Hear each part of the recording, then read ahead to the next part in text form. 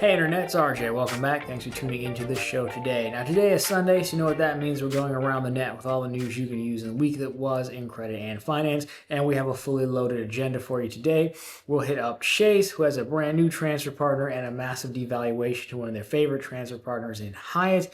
We have another devaluation coming to one of my favorite credit cards, the AAA Daily Advantage. We even have some news coming out of the White House for all you bank promotional hunters out there that's sure to trigger a few folks. Of course, all that and more. So if it sounds interesting to you, go ahead, press the subscribe button, and let's get to work. Now, as promised, we'll lead off with the House of Diamond and Chase. This time, we'll start with the good news first, and that is they are adding a transfer partner. So you have it here for you. They are adding Wyndham Rewards as a transfer partner. Now, this is going to be a one-to-one transfer, which is exactly what you want to see. Again, not too many strong thoughts here. Overall, more options is better. So if you do like Wyndham, well, you've got an option. It is fairly easy to earn ultimate reward points. Of course, I believe the Wyndham cards are still with Barclays, but it does give you a little bit of an extra option to earn Wyndham points if you are interested. Not too familiar with the program myself, but again, one-to-one is what you want to see. More options are good, especially when it doesn't cost you anything. If you like it, use it. If you don't, well, no big deal. So, easy enough. Now, on to the stuff that's definitely going to cost you and upset you. Hyatt has made almost like an annual event of doing a review of their rewards program. This time, they even have a fun press release. You know how much we love those. And, we don't have to go read through the whole thing here. But, again, this came out earlier this week. World of Hyatt announced a thoughtful update to the program. Let's see how thoughtful we think it is in a little bit, including its published awards chart reinforcing its commitment to transparency, predictability, and long-term member value. Beginning in May, World of Hyatt will expand from 3 to 5 redemption levels within each of its existing 8 categories. World of Hyatt will also separately introduce 2 new enhancements designed to make the program even more rewarding for members. So we're going to focus on the award chart here. You have it on screen. The current is on the left. The evolved award chart, which is an interesting way to put that, is on the right. And true to their word, there are now 5 tiers. The problem with the 5 tiers is if you go through it, you can see if you take like peak, which is on the left, the right farthest column on the left, on the left chart, it's the farthest on the right, sorry. And, you can see like just take level 1, 6,500. The top tier jumps up to 9,000. The upper tier jumps up to 7,500. So it's quite a big devaluation. I mean, this is not good any way you look at it. So much so that I am probably one of the least qualified people to break down Hyatt redemptions for you here on the internet in our little space. But even I can look at this and like, man, this thing got absolutely destroyed. Not great. But don't worry, they put a lot of thought into it, so it should make you feel better. Now, I've seen a few different things. It looks like the award nights, if you have those credits, they're staying the same for now. As far as when it goes live, it looks like it'd be late April, early May. I don't know that they've put out a definitive date. I've seen a few different things or people trying to push them for dates. And it looks like this is going to be an annual thing, though it's always been an annual thing. I think Hyatt's generally like the one to go first, and then the others kind of follow throughout the year with their rewards program. So, yeah, it's kind of brutal on the award chart.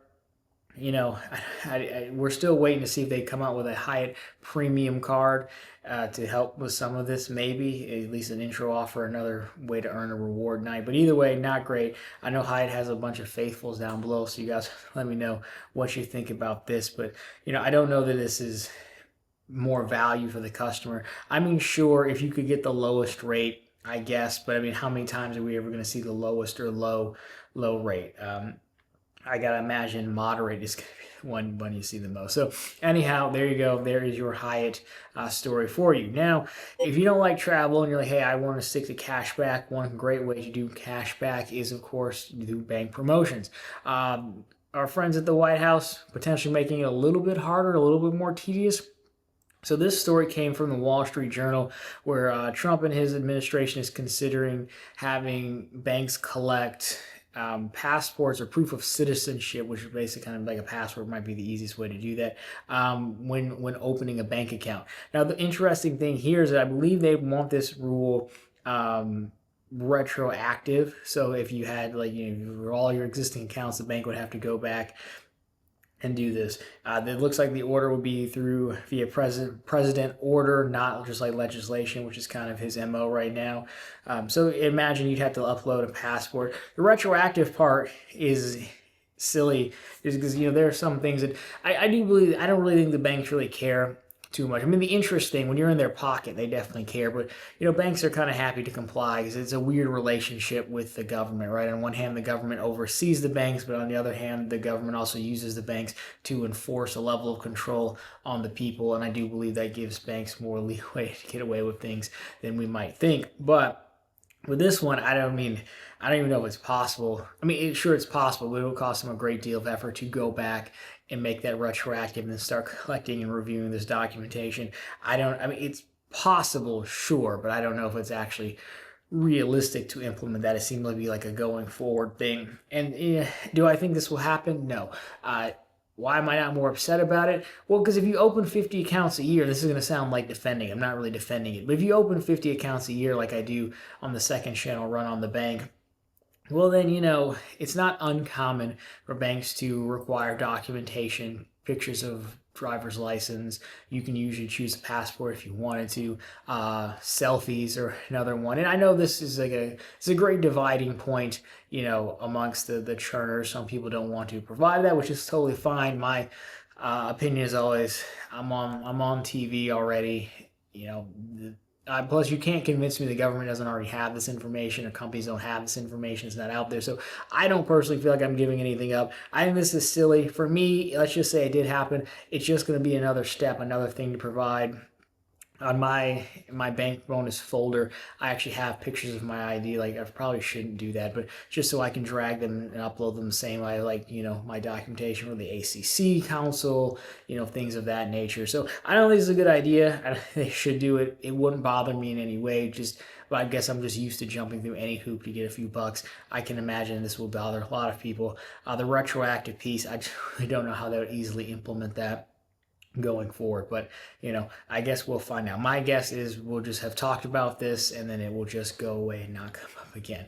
So there's that. Now, something that came up and went away and was back is American Express and Resy, but more specifically Tock. Tock, we don't really talk about too much. Resy gets all the love because that's where the credits are at. They're both kind of similar in the fact that you can use them to book, restaurant reservations. Well, Fast Company had this post and said American Express will fold Tock into Resy. This will create a platform with 25,000 venues. Tock is bringing 8,000 of those venues over to Resy. So ideally, it will make it easier to use those Resy credits, what they seem to be handing out, and I imagine we'll see even more of them as other cards get refreshed. So American Express, they picked up, again, Resy was back in 2019 for about $200 million, which was rumored. Back then, it had about 4,000 partnered restaurants, and they acquired Tock for another $400 million. I don't exactly remember when. And then Chase has partnered with industry giant OpenTable and DoorDash recently spent $1.2 billion to acquire 7 Rooms, a reservation platform as well. So I think this makes a lot of sense to combine them. Again, as I said, we don't really talk about Tock too much. Resy seems to be the flagship over there. Chase is making some acquisitions again from Fast Company. Already have, as we've seen in the Sapphire Reserve refresh. So why not just fold it into one, make it a little bit easier for folks to use that credit. And then on the back end, it's not 2 platforms you have to maintain, 2 sets of contracts, vendors, all that stuff. You're just adding people to one. So I think it makes a lot of sense. Is it huge news? No. I hope it makes it slightly easier for you to use your Resy coupons. Yes, then that's a win. So you'll have to let me know where the hot spot is to go on Tock as you see it move over to Resy. Now, somebody talking about moving in a back and forth is Capital One and Discover. If you remember a while back, we have the story that Capital One had renewed their partnership with MasterCard. MasterCard being the payment network for the vast majority of Capital One cards, the Venture X, of course, being a Visa Infinite. But the mass majority of them are MasterCards, and they do have a lot of co-branded stuff that we really wouldn't make our radar, but it's still MasterCard. Well, now I'll put this on screen for you. It looks like someone, I think this was a Reddit post, had grabbed an image of these Discover Network accounts on Capital One again. So as you go down to the bottom, you can see Venture on Discover Network, Venture One on Discover Network, on and on. Well, it's not really on and on. I guess I can just read them. Saver and Quicksilver on Discover Network, right? Which would lend itself to say, hey, they are going to, in fact, move these cards over to Discover Payment Network at some point, which is kind of what we all thought. I mean, it's why else would you acquire Discover? I mean, that's, sure, banks acquire other banks to get larger. Capital One's not like a huge in the acquisition space. Like the jewel there was the payment network. And so it just makes sense. Seeing the ventures on there is a little bit surprising, but again, they're not like they're as popular.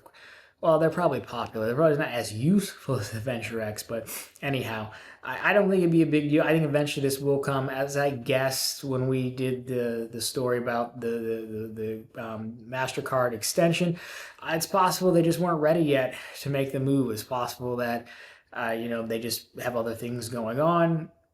So these tests, I mean, by far just testing these doesn't mean anything. I mean, it does kind of lend itself to like, why would you go through the effort of making these PDFs if you weren't going to do it? So again, I do think it's in the works.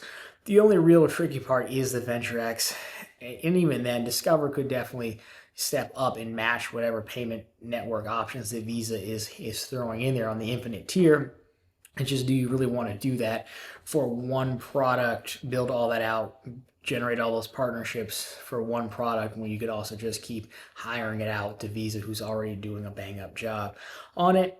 So I don't think that one would move. The rest of them, I mean, especially the Savers and the Capital One, the Savers and the Quicksilvers and the co-branded stuff, definitely makes sense to have them on Discover. Here in the States, that Discover acceptance rate really isn't that big of a deal anymore. I think abroad it is, and I think these cards have no foreign transaction fees. Saver does for sure. So that could also be part of their waiting. Maybe they've got to go build up some strength in the outside network as well to kind of get some of that acceptance. I also don't know how big, if people are really taking these cards abroad. It seems like if you're going abroad, you'd be using the Venture X or even the Ventures. But again, if you're moving the Ventures, which I just hate those cards anyway. So there you go. More details to come on this one for sure. Now we move to the last story, which is a Visa card. A Visa card near and dear to my heart. That is a AAA Daily Advantage. It's a card that I think is one of probably the most underrated cards in our space. It's cash back, but it's the AAA card that you don't really have to have AAA for, but there's two versions. The Daily Advantage, what we're talking about here, is the dark blue one. That gives you 5% back on grocery stores. And it's a free product, which is great.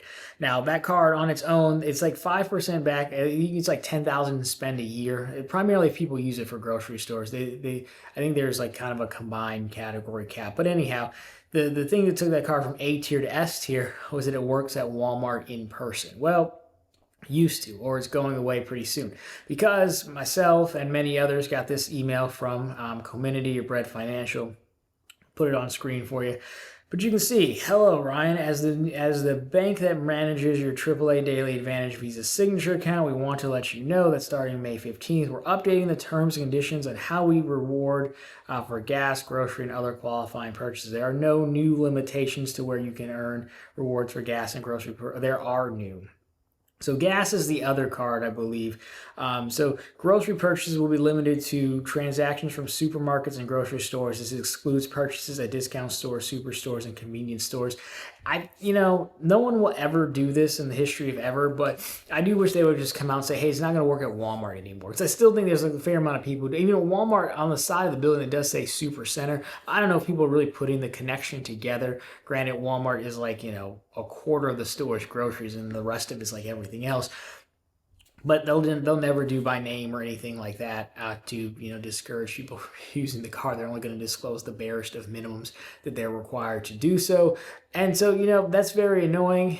It doesn't really hurt me that much, just simply because Walmart's not close to me. I mean, it's not far. I do go like 15 minutes from my house to get to a Walmart. And there's a Kroger that I pass every day, so I just go there because it's right there and Walmart isn't. But I'm a fan of Walmart. That being said, like I said, I think it takes the card AAA Daily Advantage from an S tier card down to an A tier card simply because there's still not a way to get 5% groceries and cash back for free. And even then on travel, you're looking at the gold card, which is, mighty expensive. So I think there's that. My guess is it's less of a nerfing, even though we'll describe it as such. It's more so just the bank going back and patching something that never should have existed. My guess is they've known about this the entire time, and it finally just got annoying enough that they wanted to do something. Cashback is not popular on YouTube. Boy, tell me how not popular it is. I'm well aware. However, cashback is much more prevalent, or has more force behind it, on the depths of Reddit and MyFICO and places like that, where everyone sings the praises of this card. And so I mean, it just finally got to a point where it's enough. Let's fix it. It was never supposed to work or code that way. So as far as Walmart, if you want 5%, of course, they have the Walmart card from OnePay, which is 5% if you have Walmart Plus membership. I believe the PayPal debit card still does Walmart in person at 5% under the groceries category. I believe, I'm not sure on that. Of course, it's a significantly less. It's like $500 a month or something, $1,000 a month, I want to say, but still could be an option. You guys have to let me know if that still works or not.